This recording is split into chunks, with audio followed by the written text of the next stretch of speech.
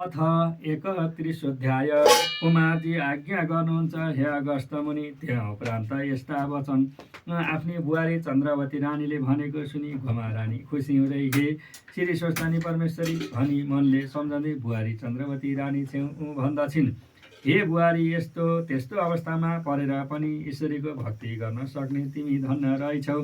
मेरो कुरा पनि सुन। तिम्रो स्वामी नवराज आफ्ना पिताको खबर गर्न गएपछि तिमी पनि माइत गयो। घरमा कोही नहुनाले मैले धागो काटी दिएको झाँतो गरी दुःखको दिन बिताइरहेकी थिएँ।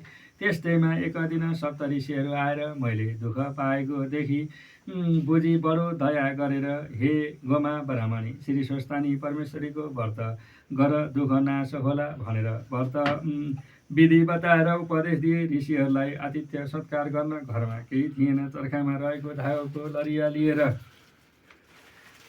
लिएर पान लिन भनी बरहीको घर गए। अनि आउँदा ऋषिहरू गइसकेका रहेछन्। उनीहरू बसेको पिरुका मुनि 7 गोटा सुनका कौडी छाडेर गएका रहेछन्।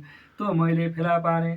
त्यही द्रव्यले सम्पूर्ण सामग्री तयार पारेर पौषा शुल्क पूर्णिमादेखि विधिपूर्वक व्रत आरम्भ गरी माघ शुल्क पूर्णिमाका दिन श्री स्वस्थानी परमेश्वरीको व्रत पूजा पूर्ण गरी प्रसाद झिकेर मेरो पुत्रलाई भनी छुट्याएर राखेँ। श्री स्वस्थानी परमेश्वरीलाई मनले सम्झी राति जागा भएर रहेकी थिएँ। रातमा तिम्रो पति नवराज आएर बोलायो। मैले सुनेर बोलाएर भित्र लगी खाना पिउन दिएँ। अनि तेरो पिताको के खबर छ भनेर सोध्दाएँ। तिम्रो स्वामीले आफ्ना पिता भिक्षा माग्न गएका गङ्गाका तीरमा पुगेर नित्य पूजा गर्न फुल टिप्न लगाएर रुखको हाँगो भाँचिएर लडी स्वर्गलोक गएको र 10 यात्रादि गरी आएको सबै वृत्तान्त भनेपछि मैले नाना तरहको अलाप विलाप गरेर शोक गर्न लागेँ। तिम्रो स्वामी नवराजले शोक नगर्नुहोस् भनेर नाना तरहले बुझाएर, हे माता, आज यस बेलासम्म नसुतेर किन बसिरहनु भएको भनी सोद्धाए। हे पुत्र, श्री स्वस्थानी परमेश्वरीको व्रत गरेको हो, उनै ईश्वरीलाई सम्झेर जागा भइरहेकी छु भने। उज्यालो भएपछि तिम्रो पति नवराज स्नान गर्न गङ्गामा गएर गङ्गादेखि हरिहर प्रत्यक्ष भएर, हे नवराज, तेरी महातारीले श्री स्वस्थानी परमेश्वरीको व्रत गरेको देखेर हामी सन्तोष हुन गयौँ। लावण्ड देशमा राजा छैनन्, हात्तीलाई राजा खन्न लगाइएको छ। त्यहाँ आएस तँलाई अभिषेक गर्न लगाउँला, राजा होइजालान् भनेर वरदान दिएर हरिहर अन्तर्ध्यान भएछन्। तिम्रो स्वामीले सबै वृत्तान्त मसित आएर भने। यस्तो हर्षको कुरा सुनेर श्री स्वस्थानी परमेश्वरीको प्रसाद दिएर हरिहरका आज्ञाले लावण्य देशको राजा भए भनी आशिष दिएर लावण्य देश जाने आज्ञा दिए। आज उनी ईश्वरीका कृपाले हे ईश्वर, हे ऐश्वर्य, यो ऐश्वर्य पाई सुख पाएका छौँ। अब पनि बाँचुन्जेल सधैँ काल श्री स्वस्थानी परमेश्वरीको कृपाले यस लोकमा सुख भोग गरी परलोकमा मोक्षको गति प्राप्त होला भन्ने आशिष दिएर अरू उपदेश दिन लागिन्। जस्तो सूर्य छिपेको दिन चन्द्रमा नभएको रात उज्यालो र राम्रो हुँदैन, त्यस्तै मनुष्यको पनि असल सिलसभा भएकी स्त्री नभए घर चल्दैन।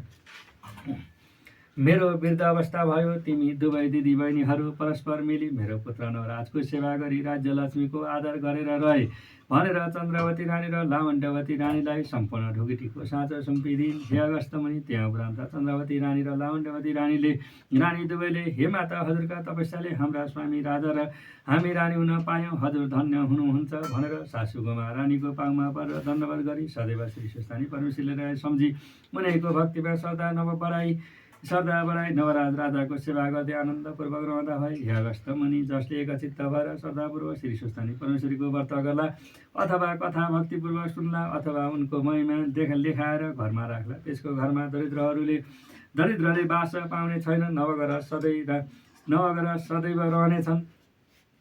अकाल मृत्यु पनि हुने छैन।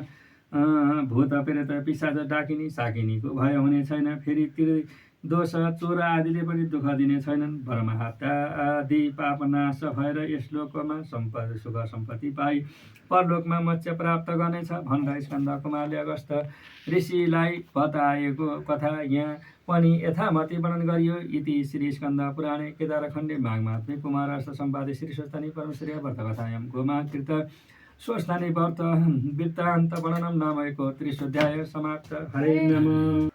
उपनयतु मङ्गलं वा सकल जगन्मङ्गलालय श्रीमान दिनाकर किरण निबोधित नवनलिन दल निवेक्षण कृष्ण काले वसन्तु प्रसन्न पृथ्वी सस्यशालिनी देशम शोभरहिता वनमना सन्तु निर्भया अपुत्रा पुत्रेण सन्तु पुत्रेण सन्तु पौत्रेण निधना सदना सन्तु जीवन्तु सदां शतं तत्रैव गङ्गा यमुना च तत्र गोदावरी सिन्धु सरस्वती च तीर्थानि सर्वाणि वसन्ति तत्र यत्र च्युतोद्धार कथा प्रसङ्ग या कुन्देन्दु तुषारहार धवला या शुभवस्त्रावृता या वीणावर्धनमण्डितकरा या श्वेत पद्मासना या वर्माच्युता शङ्कर पार्वती देवै सदा वन्दिता सामां पातु सरस्वती भगवती निशेषराज्यपा कायेन वाचा मनसिन्द्रिर्वा बुद्धात्मना वा प्रकृति स्वभावतः करोमि यतः सकलं परस्मै नारायणेति समर्पये तत् श्री स्वस्थानी देवी की जय।